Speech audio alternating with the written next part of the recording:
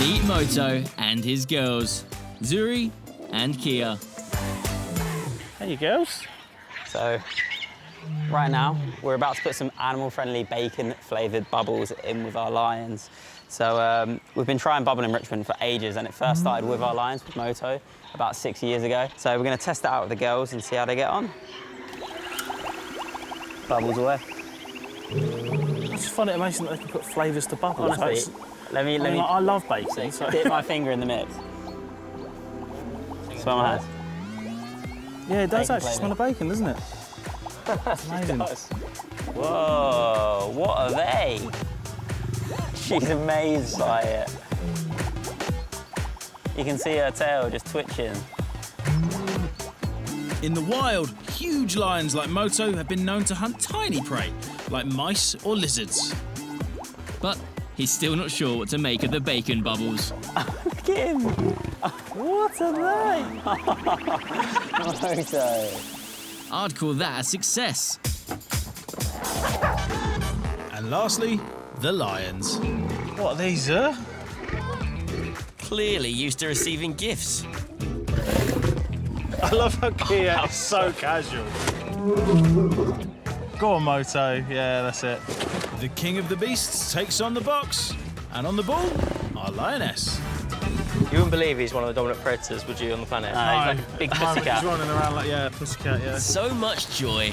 It's great to see the animals happy. It's why we do it. She's playing around with her ball. Overstepped the mark there, Zuri. Time for a quick exit. There she is. Yeah, look at the male following her as well. Yeah. You can tell she's the dominant one. Very beautiful lion now. Zara! Zara! She looks over every time. So much anticipation you kind of build up in your head of going to see something like this after 10 years. And seeing her with her boyfriend now, so big. Knowing that Zara is living a great life in Uganda with other lions, we can now head home feeling good. With the pumpkin, me, left as bait, safely outside the lion habitat, we await his fate. Ian, if you could let the lions out when you're ready, mate, that'd be great. But Kia and Azulu are coming straight over to big whack. Oh, doesn't look like it. Whack it, Kia. You can do it. I reckon it's going to be sniff. Yep, sniff. Bless her. I mean, she tipped it over with her head. Yeah. Pumpkin enrichment is great enrichment for the lions this time of year. One, because it's so easy to get, but also because they're so tough, it means the lions really have to use their teeth and their claws. So it represents that kind of naturalistic behaviour that you would see, where if they were to bring down one of their prey, they would use their teeth and claws to bring the animal down and rip into it. So yeah, it works really well for those reasons. Oh, she is properly taking a chunk out of that. I thought she liked me more than that, but apparently not. It's a good thing I will never end up in with her. Yeah, kick it. Mate, she's going to town. Look at the claw marks and the teeth marks. She's literally carved her own pumpkin. I know, it's savage, isn't it? Because of the pumpkins, they're incredibly playful now and chasing each other around, jumping up and down, running after each other. It's so funny to see. Should we leave them to it? Yeah, come on then. Having worked at the cat sanctuary for 3 years, Keeper Bibby knows exactly what to look for to make sure the animals are in the best possible health. I'm joining him to check on Kasanga, the African lion, to see if he needs any treatment to his pads and claws. He's a beautiful boy, isn't he? See if he'll come nice and high up for us. All right. He's going to dwarf me. Are you ready for this? All right, Kasanga.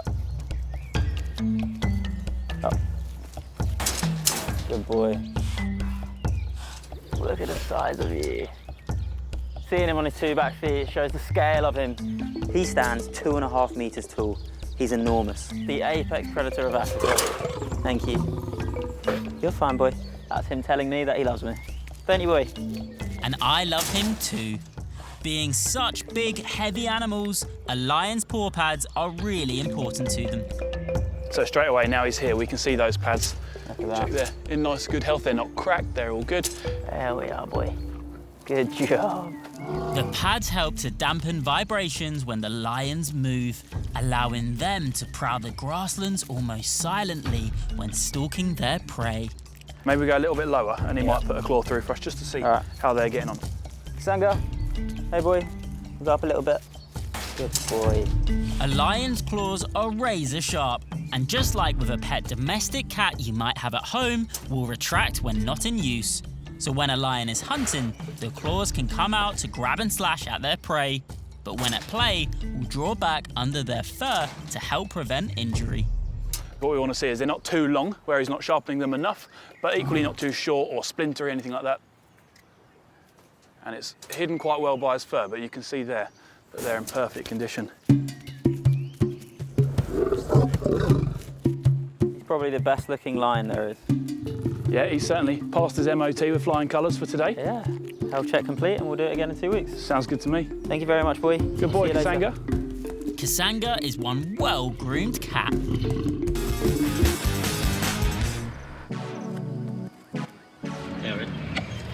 Oh wow, tree climbing lions there. Unbelievable. Wow.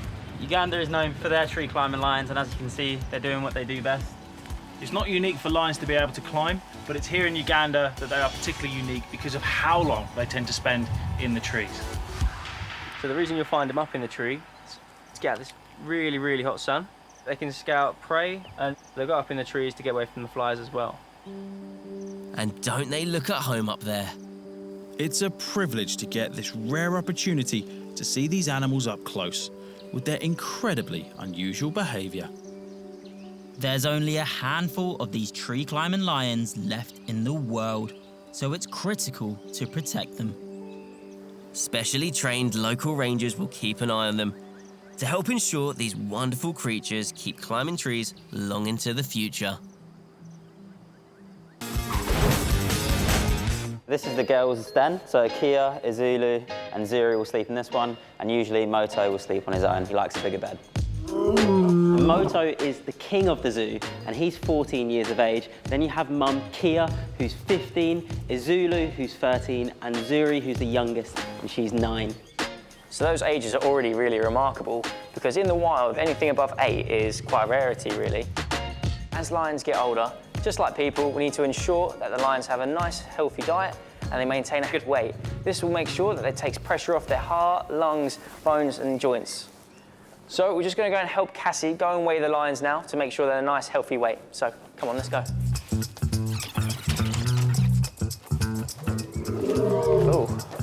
Oh, hello, boy. He's noisy. Cassie set up these huge lion-sized weighing scales. Lions can catch diseases from us humans, so it's important that we all wear face masks. And I actually think Moto is coming to be weighed first. Oh, someone's already eager. Go on, Moto. Good job. So old Moto here has a bit of a sore back at the moment and is struggling with his movement. So what we're doing is putting extra vitamins and minerals within his food, and that can help build his strength and his movement around natural habitat. Maybe I should try that for my sore back. Is that nice? All right, how are we looking, Moto? Whew. So Moto is coming in at a whopping 229 kilograms. That's about the equivalent of 10 children. You happy with that, Cass? Yeah, that's perfect. Thank you, guys. He was brilliant. All right, Moto, can you reverse for me now? Good job. Well done, mate. I love it when he reverses. Yeah. And he hasn't even got mirrors. Now to weigh the 3 lionesses, starting with Mum. Kia is my favourite of the lions. She's just beautiful. She has a lovely personality. Watch this, all right? She'll be amazing with me. This is going to backfire horribly for him. She literally just waved at me. Oh, she is very cute. It's like Cam and Kia have had an argument by the looks of things. She is the queen of the pride and the oldest lion here, so it's not surprising that she's showing Cam who's boss. Kia, come on, girl. I suppose with age comes wisdom. And what I'm learning is that what Kia says goes. Oh, so much for best friends. Hang on, I don't think she's coming in there. Brilliant. All right, Zuri's up next. Good job. Oh, let's show Just throw yourself into it. We're looking 173. She, good weight? She's pretty heavy. Thank you very much. Zula. Hey. Here we go. So we've got 165. So 3 of our family of 4 weighed, with dad and daughters successfully checked. Gotta blame myself that we don't have mum. All right, Cam, the first job of the day is to clean up the lion habitat. Sounds like my kind of day. Alpha male Moto and his partner Kia live with daughters Zuri and Azulu, and our pride of lions has kindly left us some king-size scat to be cleared. It's a huge bit, it's definitely Moto's. Ooh, a nice meaty smell of lion poo. But it's all in a day's work. Lions are the apex predator in Africa, a true alpha when it comes to animals. And in terms of what they eat, it will be wildebeest, antelope, and zebras. Cover your ears. Don't worry about them, Moshi and Wilson. You guys will be safe and secure.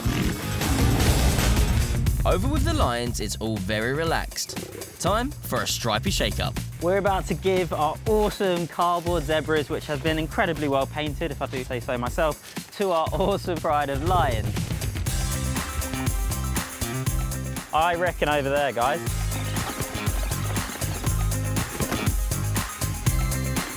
All right, I think we're all set. Let's make like a zebra and herd out. Nice one. Nice. Beware, we're about to let the lions loose. The zebras have been filled with meaty treats, so it's time to earn their lunch. You can release the lions.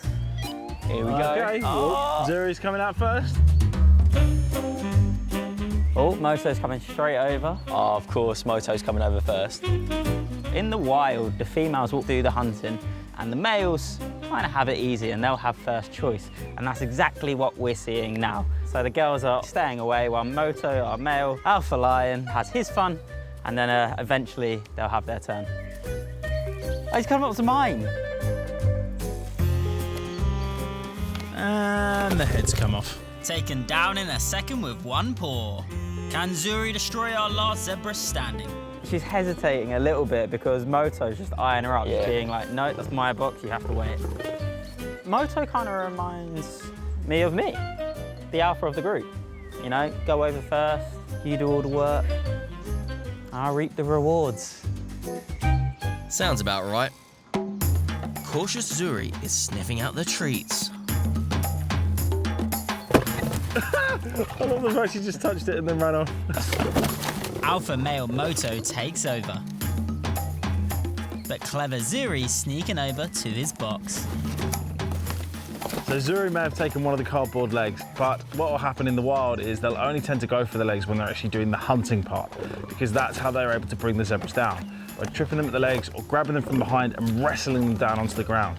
Then, once they manage to actually kill the zebra, the lions will gather round and gorge feed on it together. So you can just see Zuri having a scent mark or a wee, and the reason for this is because out in the wild, lions will generally tend to scent mark the areas in which they've made their kill to keep potential predators like the likes of hyenas or jackals away from the kills that the lions have made, should they decide to take a bit of a rest from eating. Off with your head. Think that's pretty successful? Yeah. They're loving it. Should we leave them to enjoy the rest of their zebra meal? Sure. See you guys. Bye. Now for our Queen of the Zoo. Happy Mother's Day, Kia. Kia's been a totally awesome mum. I think she likes her card.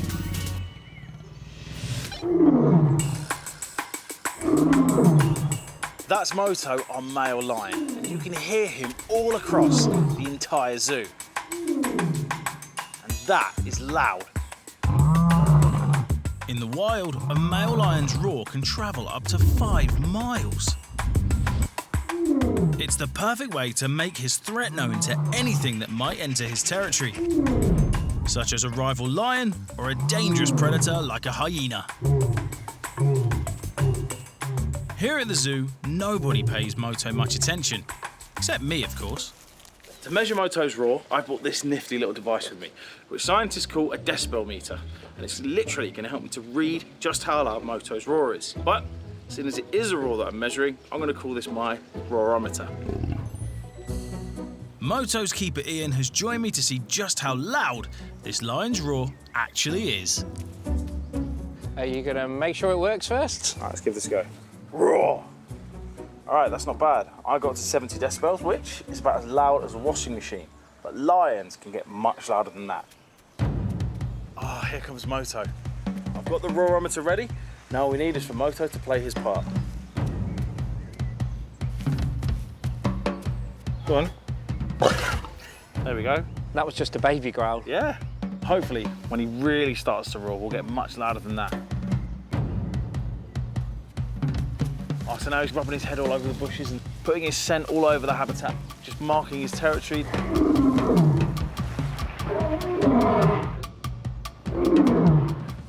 Wow, that's loud. Oh, wow, he's hit 110. You can really see that the roar comes from deep within his gut, and literally his entire body is moving as he's roaring, almost like vibrating. It's incredible. So the interesting thing is there is two parts to the lion's roar, and there is a famous lion conservationist who actually believed that that first part of the roar where he's doing the oh, is he's saying, who's the king, who's the king? And the second part of the roar where he goes, is I am, I am, I am. Such an impressive sound. And it's often believed the lion that roars the longest, who gets that last one in, he's normally the most dominant one within that pride. He's now going to rest over by his favourite bush. Wow, that roar's so loud. It's even bigger than the one before. He's on top form today. At over 110 decibels, that roar is as loud as a stadium concert. And at that volume, Moto has the lion's share of all the animal sounds at the zoo. Rawsome.